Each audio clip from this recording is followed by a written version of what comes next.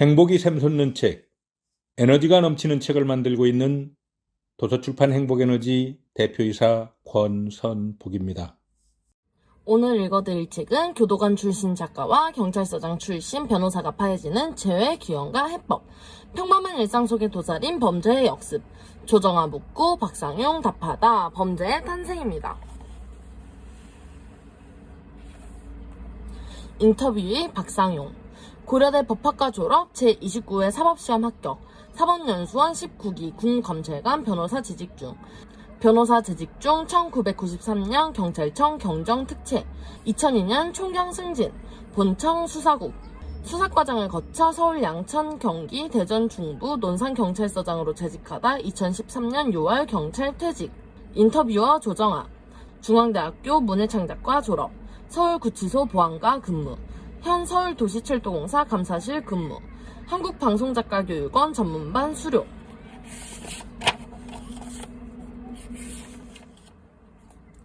하나, 해조선의 사건사고들. 둘, 사랑 관심이라는 가해자.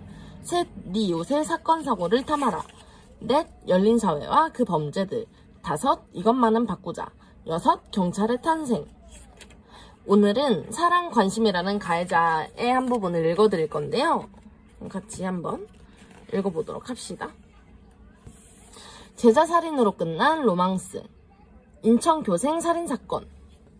인천에서 한 여성이 고등학교를 자퇴한 남학생에게 공부를 게을리한다며 온몸을 벨트와 공푸채 등으로 때리고 심지어 뜨거운 물까지 부어 전신 화상을 입게 만들어 놓고 방치해서 결국 남학생이 폐혈증으로 사망케 한 사건이 있었습니다. 처음에 이 여성은 죽은 피해 남성이 과외교사인 자신을 성폭행하려는 것을 방어하다 물을 끼얹었다고 진술했지만 수사 과정에서 거짓으로 밝혀졌습니다. 더 놀라운 것은 살인을 저지른 이 여성을 교묘하게 사주했던 사람은 이 여성의 여고 동창생이자 피해 남학생이 다니던 고등학교의 교생이었던 한 여성이었습니다. 남학생의 자퇴와 가해 여성의 동거 그리고 가해 여성의 살인은 모두 이 여성이 주도한 것으로 드러났습니다. 되게 묘묘한 사건이네요. 사건의 주인물로 죽은 A라는 피해 남학생과 B라는 가해 여성, 그리고 그 가해 여성을 도와 폭행에 가담한 C라는 여성, 또 폭행에 가담한 D라는 남성이 있어요. 이들은 도대체 어떻게 만났고 어떤 관계였던 건가요? 피해자 A와 가해자 B와 공모자 C는 지난 2012년 강원도의 한 고등학교에서 제자와 실습을 나온 교생들로 만났던 사이였습니다. 가해자 B와 공모자 C는 원래 고등학교 때부터 친구였던 관계로 거의 주종관계처럼 보일 만큼 B는 C에게 무척 의존했고 그녀를 영웅시했습니다. B는 늘 C의 옷차림과 화장 말투를 따라할 정도였고 사범들 일간 C를 따라 진학할 정도였습니다. 경찰 조사 당시에도 B는 C에게 경찰차 뒷좌석에 타게 한 후 앞좌석에 탈 만큼 종속적인 모습을 보였습니다. 끈질긴 집착과 추정을 보여주다 종래는 살인을 드러내는 위험한 독신녀라는 영화 속 인물이 생각나 살짝 소름이 돋네요. 문제는 B와 C가 교생 실습을 나간 학교에서 만난 피해 남학생 A를 만나면서 시작됐습니다.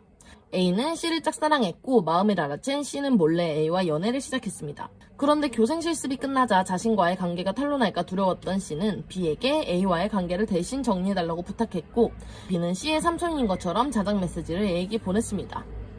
C가 A와의 교제 관계가 알려지면서 고통받는 내용이었고 자신이 한 여자의 인생을 망쳤다는 심한 죄책감에 시달렸던 피해자 A는 자퇴를 하고 말았습니다.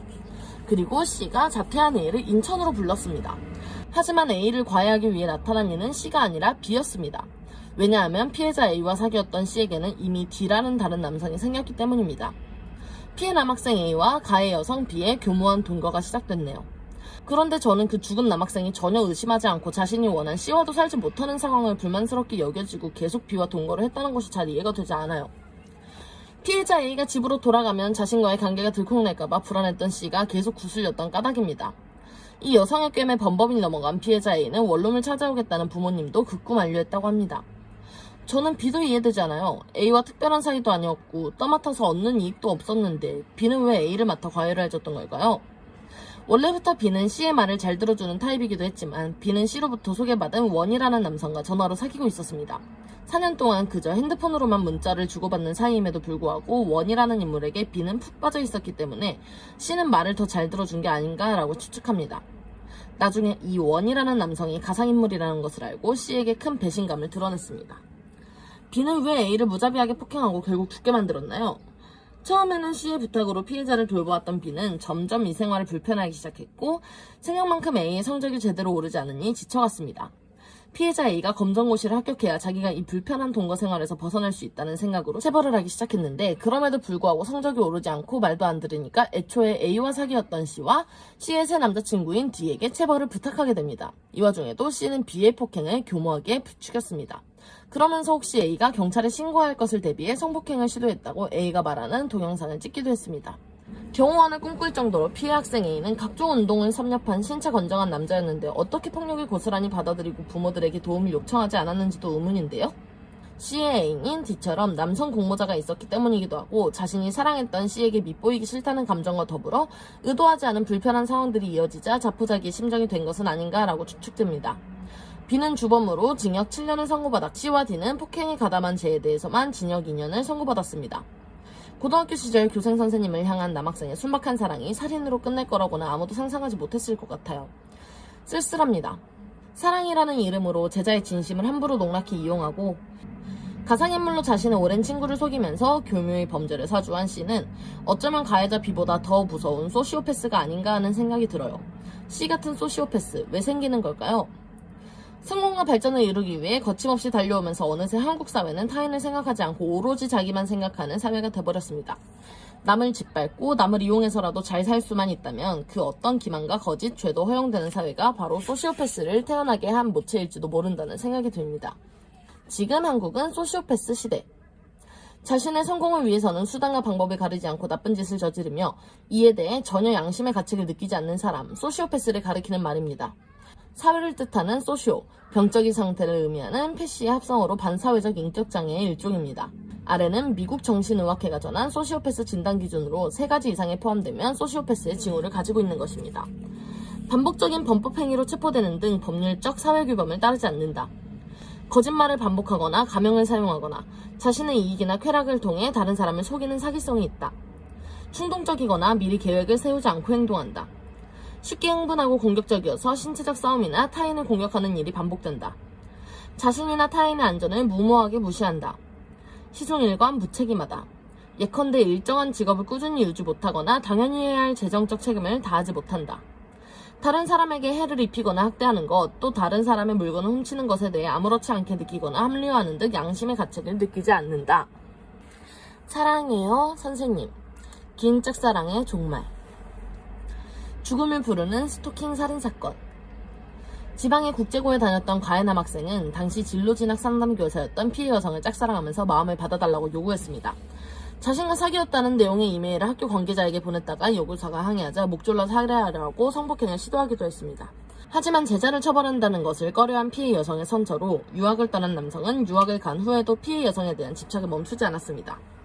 SNS를 통해 피해 여성을 스토킹하던 그는 피해 여성의 결혼 소식을 듣자마자 5개월 동안 이메일과 협박 문자를 보냈고 공포스러운 영화 포스터와 글을 홈페이지에 남겼습니다.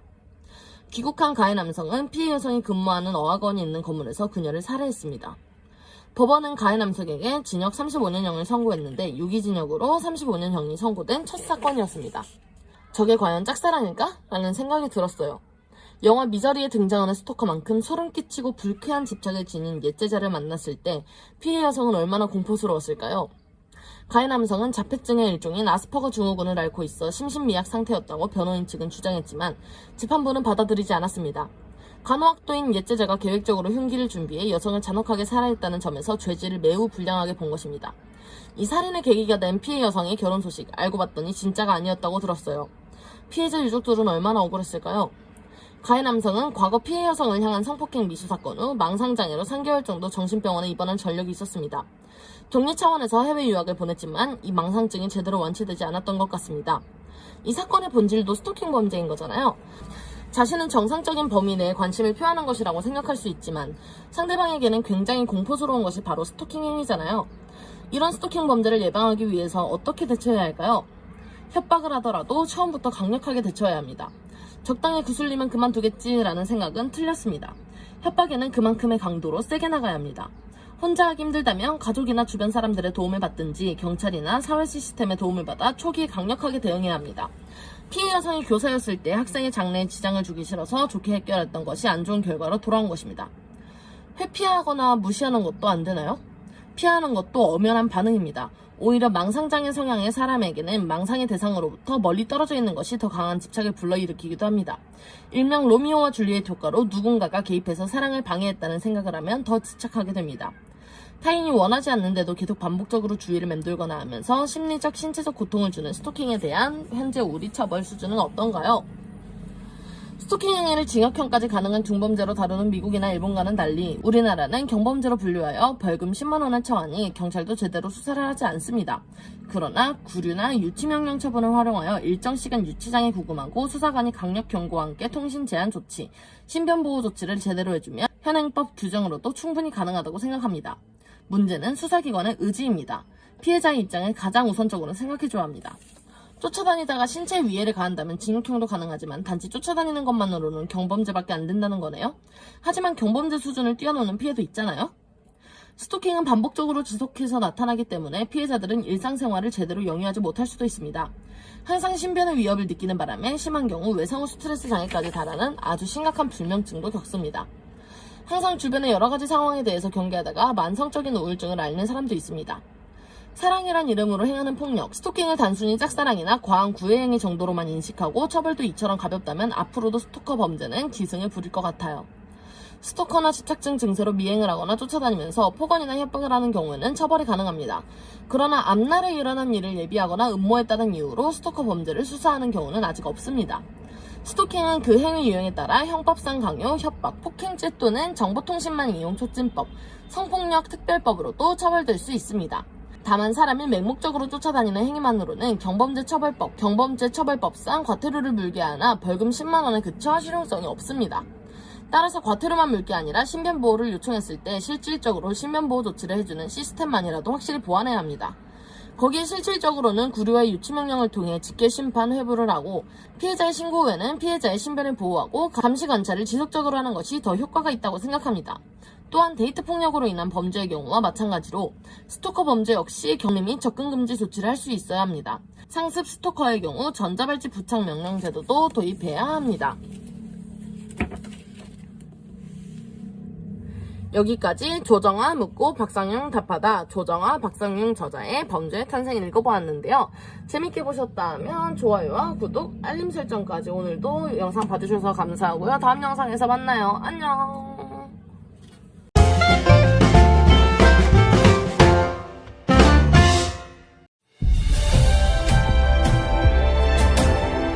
남과 같이 해서는 잘 될 수 없다는 신념으로 부단한 노력을 하고 있습니다. 한 권의 책이 한 사람의 운명을 바꿀 수 있고 한 사람 운명이 모여서 한 나라의 국운을 바꿀 수 있다고 생각합니다. 사람은 책을 만들고 책은 사람이 만든다는 신념으로 베스트셀러를 만들어 내겠습니다.